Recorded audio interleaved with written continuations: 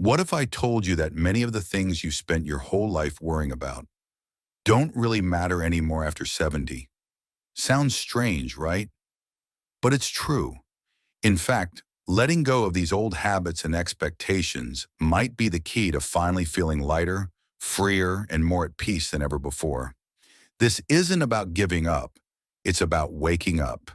In the next few minutes, we're going to uncover 7 things that just don't deserve your energy anymore, and how letting them go could bring more joy into your days than you thought possible. Ready to begin? That brings us to the first thing that truly stops mattering after 70. What other people think of you. Let's be honest. Most of us spent our younger years trying to be what others expected. We wanted to be seen as good parents, hard workers, polite neighbors, or the perfect version of ourselves. We dressed a certain way, held our tongues, or made choices just to keep the peace or earn someone's approval. But here's the truth. At this stage in life, you've already proven yourself. You've lived through enough ups and downs to earn the freedom to be exactly who you are. No apologies, no explanations. Let me tell you about Mrs. Sophia, a lovely woman I met during a community art class in California. For most of her life, she was known as the quiet wife of a well-respected doctor. She hosted dinner parties, raised 3 kids, and kept the house spotless. But deep down, she always dreamed of painting. For years, she pushed that dream aside, telling herself it was silly or that others might laugh. But at age 72, something clicked. She finally picked up a brush and joined a local painting group. Nervous at first, but determined. Her first few paintings were rough, but she loved every moment. Now, 2 years later, she paints nearly every day, and her artwork hangs in local cafes and libraries. What's more, she says she's never felt more alive or more like herself. The lesson here, your joy matters. You don't need a crowd of people clapping to know your worth. Whether it's painting, gardening, learning guitar, or simply wearing the bright colors you love, do it. If someone raises an eyebrow, let them. Their opinion isn't your burden to carry anymore. This is your time to breathe, create, explore, and live freely. That brings us to the second thing that stops mattering so much after 70, the need to always be right. It's a habit many of us have carried for decades, especially if we spend our lives working hard, raising families, or holding leadership roles. We're used to speaking up, defending our opinions, and making sure we're heard. But here's the thing. Not every battle is worth fighting, and not every disagreement needs a winner. At this stage in life, peace of mind is far more precious than being right. Let me share a story about Mr. Liam, a retired history teacher from Texas. He was known in his younger years as a sharp thinker and a bit of a firecracker in conversations. Whether it was politics, parenting, or which barbecue place served the best ribs, he always had an opinion, and he wasn't shy about it. But something shifted after he turned 74. One Thanksgiving dinner, his grandson challenged one of his stories about the Vietnam War. In the past, Mr. Liam would have doubled down and argued until everyone gave in. But that evening, he paused, smiled, and simply said, "Well, maybe I remember it differently." Then he turned the conversation to his grandson's college plans. That moment stuck with the whole family. Later, Mr. Liam shared that he felt surprisingly calm afterward. He realized that winning the argument would have cost him something more important, a warm connection with someone he loved. He told me, "I used to think being right meant I was respected. Now I think being kind means I'm remembered." The truth is, when we let go of the urge to have the last word, we make space for something much more valuable, peace. And peace, my friend, is the real prize after 70. Whether it's with your kids, your friends, or even a stranger at the grocery store, sometimes the strongest thing you can do is smile and say nothing. Let them have the last word. You've got nothing to prove. And just like the need to always be right, there's another heavy burden many of us carry far too long: regret. You know, those moments we play over and over in our minds, the things we wish we'd said, the chances we didn't take, the people we hurt or who hurt us. It can be easy to get stuck there, looking back and wondering, what if? But here's the truth. Regret doesn't change the past. It only steals the joy of today. Let me tell you about Miss Evelyn, a kind and quiet woman I met during a seniors wellness program in Oregon. She spent years carrying a weight on her shoulders. In her younger years, she had dreams of becoming a nurse, but life had other plans. Marriage, raising children, helping her husband run their family business. While she cherished her family deeply, she always felt a little ache in her heart for the path she didn't follow. As the years passed and her children moved out, that ache grew heavier. She told me she'd often sit by the window, wondering if she had wasted her potential. Then at 75, something changed. Miss Evelyn read about a local shelter looking for volunteers to help serve meals and offer companionship to those in need. At first she hesitated.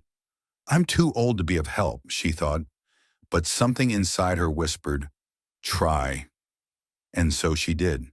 She started going twice a week, simply sitting with people, listening to their stories, sharing kind words. Over time, she became a favorite among the shelter's regulars. Her gentle presence brought them comfort. She told me that for the first time in years, she felt useful, needed, and at peace. The takeaway? It's never too late to make a difference. You may not be able to rewrite your past, but you can shape the present and brighten someone else's day. Forgiving yourself doesn't mean forgetting what happened. It means choosing not to let it define who you are today. You still have time, you still have purpose, and you still have so much to give. Let go of regret and step forward. That brings us to the next quiet truth many people discover after 70. Less really can be more. Once you've lived through the many chapters of life, raising children, working hard, saving up, and maybe even helping others build their dreams, it's easy to find yourself surrounded by stuff. Closets full of clothes you haven't worn in years, cabinets stacked with dishes for guests who rarely visit, and drawers holding little odds and ends that once seemed important. But here's the thing. Those things aren't what bring us peace. Let me tell you about Mr. James, a soft-spoken gentleman I met at a seniors coffee group in Florida. After his wife passed and his kids had long since moved out, he found himself living alone in a 4-bedroom house that felt more like a storage unit than a home. At first, he didn't think much of it, just kept going about his routine. But slowly, he began to feel weighed down. Every room held memories, yes, but also dust, clutter, and emotional heaviness. One day, he told himself, I don't need all of this anymore. So room by room, Mr. James started letting go. He donated clothes, gave away furniture, and boxed up old trinkets to pass on to his grandkids. Eventually, he sold the house and moved into a cozy apartment near a park. He kept only what he loved and used. The result? He said he could breathe again. Fewer things meant fewer worries. He had more time for walks, more space for peace, and more energy for moments that truly mattered, like Sunday dinners with his grandchildren or quiet mornings with a cup of tea. The takeaway is simple. Happiness doesn't come from what you own. It comes from what you feel. And sometimes having less helps you feel more free, more calm, and more connected to life. If you're feeling weighed down by your surroundings, maybe it's time to start small. Clear one drawer, one shelf, one closet. You might be surprised how much lighter your spirit feels when your space is clear. That gentle shift from letting go of physical clutter to releasing emotional clutter naturally leads us to the next quiet truth after 70. You don't have to please everyone anymore. In fact, trying to do so can drain the very energy you need to take care of yourself. Many of us were raised to be givers, to say yes, even when we were tired, to keep the peace, to put everyone else first. But the truth is, constantly saying yes can sometimes mean saying no to our own health and happiness. Let me share the story of Mrs. Amelia, a lively and kind-hearted woman I met at a community center in California. All her life, she was the go-to person for her family. If someone needed a ride, she gave it. If someone needed to vent, she listened. She babysat grandkids, helped friends move, cooked for every family gathering, and rarely took a break for herself. At first, she thought this was just love in action. But over time, she noticed she was always tired, missing her morning walks, and forgetting the last time she sat down to read a book in peace. One day, after yet another sleepless night preparing food for a gathering she didn't even feel up to attending, Mrs. Amelia finally hit a wall. She told her daughter, "I love you all, but I need a little space to breathe." At first it was hard. She felt guilty for stepping back. But little by little, she learned to set gentle, honest boundaries. She started saying, "I'm not available today, but I'd love to see you next week." And do you know what happened? Her family respected her more for it. And Mrs. Amelia, she rediscovered joy in her favorite things: gardening, sipping tea with a good book, and tending to the roses she used to neglect. The takeaway is simple and powerful. Your well-being matters. You can still be loving and generous without stretching yourself thin. Saying no doesn't make you selfish. It makes you strong. Prioritize your own care. You've spent a lifetime caring for others. Now it's perfectly okay to care for you. And once you learn to stop pleasing everyone and start caring for yourself, something else begins to change. You start finding peace in your own company. That's right, being alone doesn't have to feel lonely. In fact, for many people over 70, solitude becomes one of the most comforting and rewarding parts of life. Let me tell you about Mr. Lucas. He's an 80-year-old retired math teacher from Illinois who lost his wife a few years ago. At first, the silence in the house was deafening. The clatter of daily life was gone. The phone rang less, and he often found himself sitting at the kitchen table with no one to talk to. It was hard. But instead of running from the silence, Mr. Lucas slowly started to lean into it. He began taking morning walks by himself, just around the block at first. He noticed the sound of birds, the way the sunlight touched the trees, the cool morning air on his skin. These walks turned into a daily habit. After each one, he'd sit on his porch with a notebook and simply write. Not long stories or poems, just thoughts, memories, maybe a quote he liked. Over time, this quiet rhythm became his sanctuary. He told me once, "I used to think being alone meant no one cared. Now I see, it just means I finally have time to care for myself." Solitude, when embraced with intention, can bring tremendous clarity. It's in those quiet moments that we reflect, heal, and discover what truly matters. You don't need a busy calendar to feel fulfilled. Sometimes the most meaningful moments happen in silence, with a cup of coffee, a quiet sunrise, or even just sitting and listening to your own thoughts. Here's the takeaway. Being alone is not something to fear. It can be a source of strength, calm, and self-connection. If you're feeling overwhelmed or lost in the noise of the world, try carving out a little time for yourself. Take a walk, write a few lines in a journal, sit in the garden. You might just find that the best company you've been waiting for is your own. And when you've learned to be at peace with your own company, something even more powerful becomes possible. You start making peace with others too. Because the truth is, no matter how much joy we find in our quiet moments, old grudges can still tug at our hearts.